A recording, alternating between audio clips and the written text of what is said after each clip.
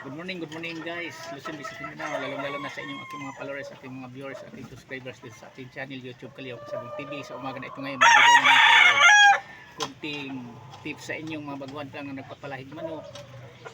Sa umaga na ito ngayon, nandito ako gagawin kunting video dito sa kaparty, sa lagayan ko ng manok. Ibang pinaglagyan ko ito, iba doon sa kabila. Ito na siya ang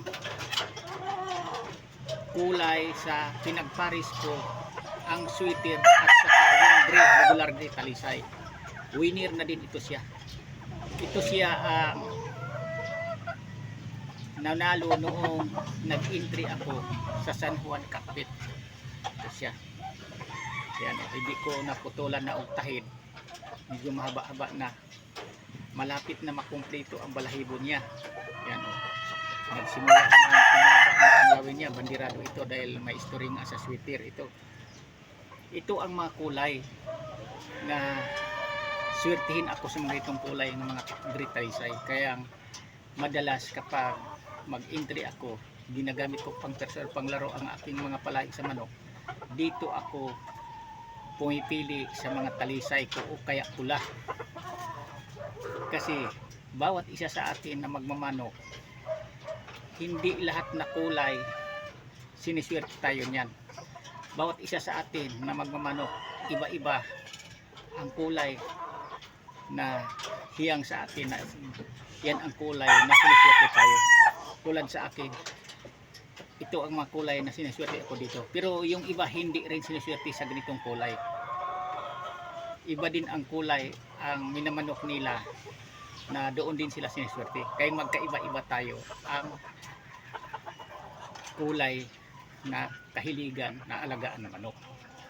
Kaya kahit anumang kulay yan, ang pinaka-importante sa ating manukin, yung manok na linyada sila sa mga pinagalingan nila na mga maganda ang performance, mga winning line, mananalo. Yan ang pinaka-importante. Hindi tayo bumabase lang na puging-pugi ang pagmumukha. Tulad ko, hindi ako bumabase sa pagmumukha sa pagpapalahi ko ng manok. Ang binabasihan ko ang record of performance.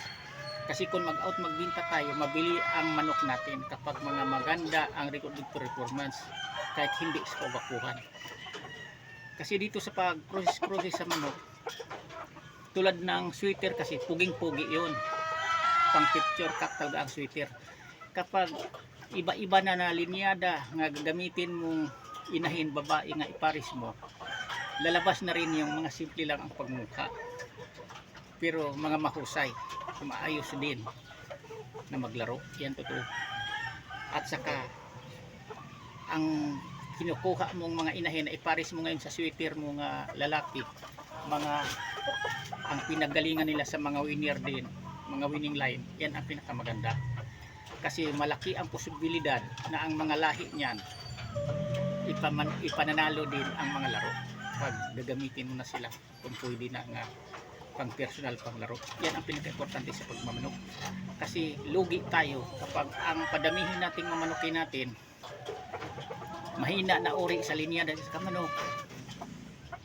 Mababa ang mga record sa performance, sobrang baba. Mas maganda mataas ang record sa performance. Parang balik-balikan tayo sa namimiling manok sa atin. Tapos tayo mismo kung tayo ang gagamit sa kanila pang personal panglaro, tayo mag-entry, hindi tayo masisiro, hindi tayo lagi sa talo, madalas tayo mananalo. Matatalo man tayo pero hindi madalas. Pinaka-importante dapat tayo ang madalas manalo. Nagkadepende yan sa pag-alaga sa manok, paghanda, tapos sa pagpili sa linyada ng mamanukin natin. Parang makamit natin ang tinatawag o dapat sa pagmamanok, ang mamanukin natin, nagagastusan natin, yung lamang tayo sa panalo ay sa kalo. Yan lang, maraming salamat ulit sa pagpunod. Bukas ulit, bantap ipaliwanag ko sa inyo. Thank you, bye.